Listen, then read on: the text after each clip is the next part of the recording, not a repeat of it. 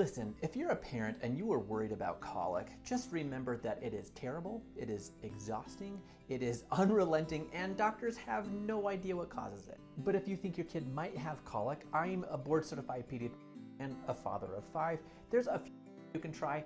We'll get it figured out together.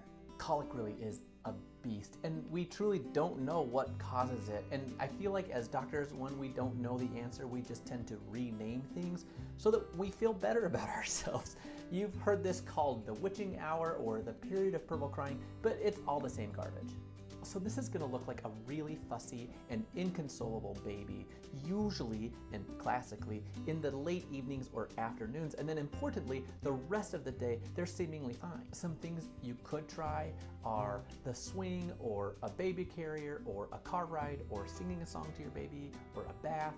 Some of my kids, they seem to get out of their little colicky fit once we went outside.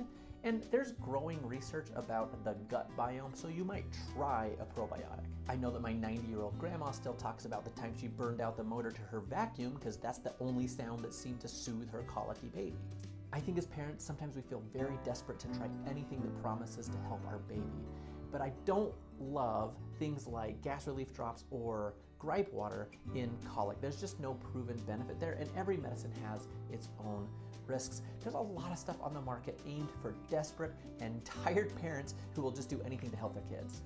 I think a reasonable question to ask would be, well, Dr. Williams, when should I worry? And there's definitely some things to look out for. I think that anytime a kid is not gaining weight or not feeding well, or they're fussy throughout the day, or there's things like changes in their stooling or voiding habits, or anytime your parenting alarm just goes off and says, something's not right here, I think that's a reasonable time to go to your doctor.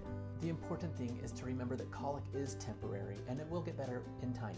I think that good parenting sometimes looks like, you know what, I'm just gonna put you down in your crib and let you cry for 10 minutes while I take a little break.